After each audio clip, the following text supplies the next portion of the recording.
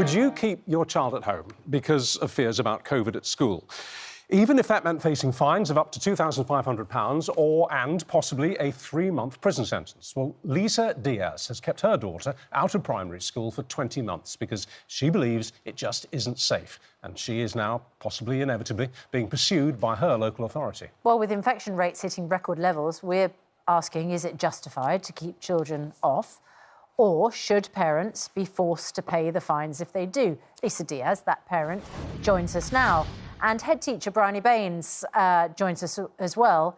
And Bryony Baines thinks the best place for your child is in school and the fines should be enforced. Very good morning to you both. Morning. Lisa, what is your concern if your daughter goes to primary school? Good morning, Susanna and Richard. Thanks very much for having me. My concern is that COVID harms children. We are seeing a record number of hospitalisations of children with COVID. The Independent Sage said that there's been more hospitalisations in children in the last 3 weeks than the entire first wave of the pandemic. So the narrative that Omicron is mild is just a fairy tale. According to the UK Health and Security Agency, we've had 128 children die from COVID. And honestly, my greatest fear as a parent is that my children will end up with long COVID. So the Office of National Statistics tell us that now we've got 117,000 children in the UK, 117,000 children who have been living with long COVID for over 4 weeks. 20,000 of these children have been poorly for over a year. This isn't me making up these figures. You can fact check them. So you're very frightened for your child to go to... You think that primary school is the place that she is most likely to pick up the infection, and you're too frightened about her bringing it home as well, presumably? OK, so I think the language we use regarding being frightened, I am informed. Unfortunately, the government aren't putting out this message that COVID is harmful for children. If I can just draw attention to the T-shirt. Well, I suppose the reason that I'm using the word frightened is because we are all informed, but most people... You know, the majority of people are sending their children to school. Just because you've put out a lot of figures there about the risks of COVID to children, Dr. Hillary is here in the studio. I mean, you know, a parent who, and to be fair to Lisa, a year ago, schools were back in lockdown. You know, we were told repeatedly that schools are an area where you're going to be at risk of infection. But is Lisa right about the concern of COVID to children? Well, yes, I mean, I understand any parent's concern about the safety of their children in school, and Lisa's well informed. I don't recognise all of those figures and statistics, by the way, because the NHS England hasn't published many statistics very, very lately anyway. Only about 2% of hospitalisations are in children under 17. She did say there that, in her view, reports that Omicron was a milder version of the virus were a fairy tale. That's actually not the case, is it? It is a milder version of the virus. For most people it is. There is some data from South Africa suggesting the opposite in children. However, I haven't seen that confirmed. Okay. I mean, I think what Lisa's doing basically is saying, if I keep my child from school, I keep my child protected. But unless she's keeping a child prisoner at home and the child isn't going out, she's doing that. But the child presumably has a life outside of school. Lisa, I mean, but it's not just the classroom where your child will be exposed, in contact. 1 in 15 people. Hi, sorry.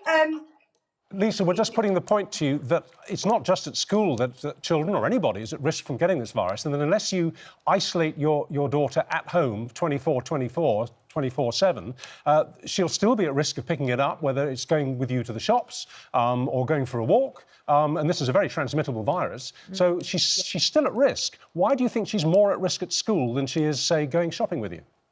Because there are no mitigations in primary schools whatsoever.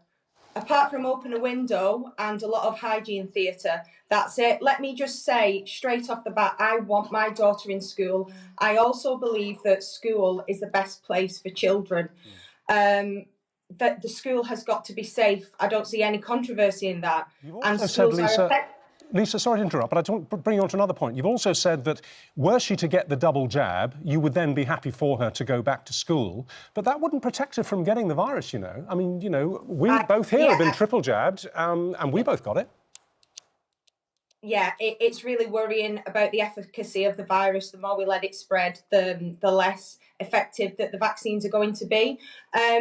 We need a multi-layered approach. It's not one thing or the other. It's not vaccines or ventilation or masks. I mean, in my hometown in Wigan at the moment, the positivity rate is 47%, which is completely astronomical. Anything over 5% is considered a breakout. So we need to be getting community transmission down, and we need mitigations in place in schools, not just for the children's own health, but for their educational disruption as well. Let's talk to Lisa, let's talk to a primary school head teacher, not at your primary school, but separately, Bryony Baines.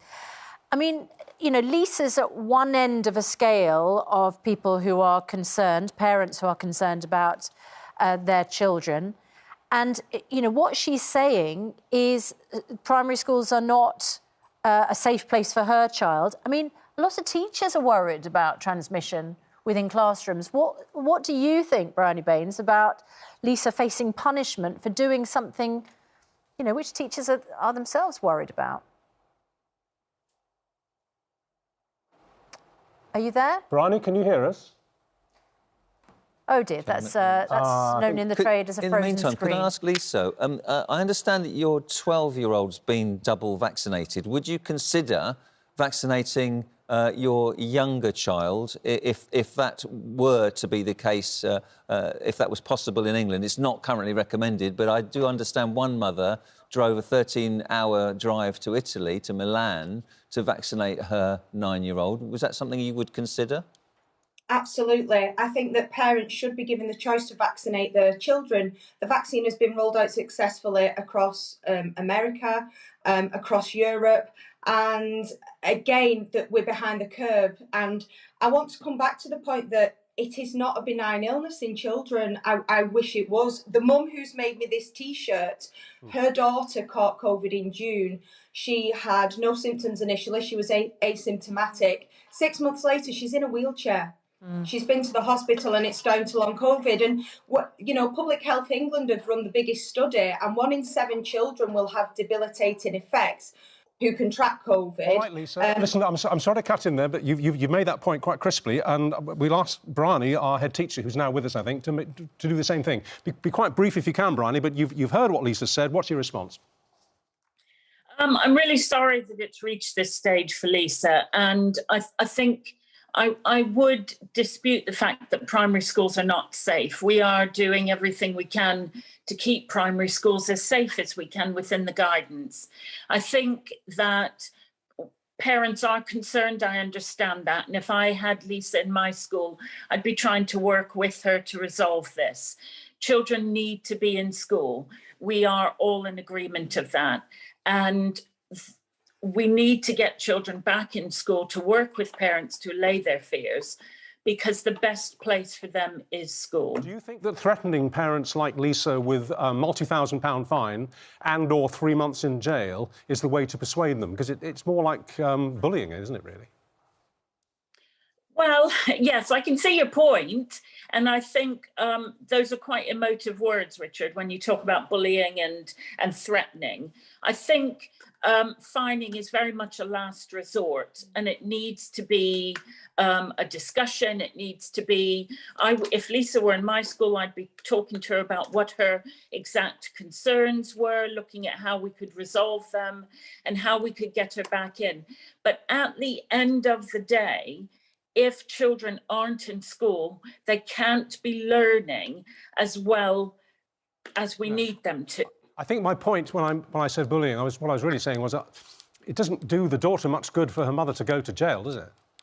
No, absolutely. And that is completely last resort. And I can't believe any local authority wants to reach that stage where they are imposing fines or even prison sentences. That isn't the way to resolve this. Well, thank you for rejoining us there. Sorry, our link with you froze earlier. Yeah, thanks to you both. Thank you both, and thank you, Lisa. Well, look, let's talk about the council. Wigan Council is the council in case here. They've now responded to this. They've told us this. Our head teachers are working tirelessly to carry out robust risk assessments, and they have taken all of the safety measures and all of the precautions that are available to them to ensure a safe return for the pupils. And we've asked the Department of Health to clarify the figures that were brought up by our guest in that item. Dr. Hillary, thank you very much. Thanks a lot, Hillary.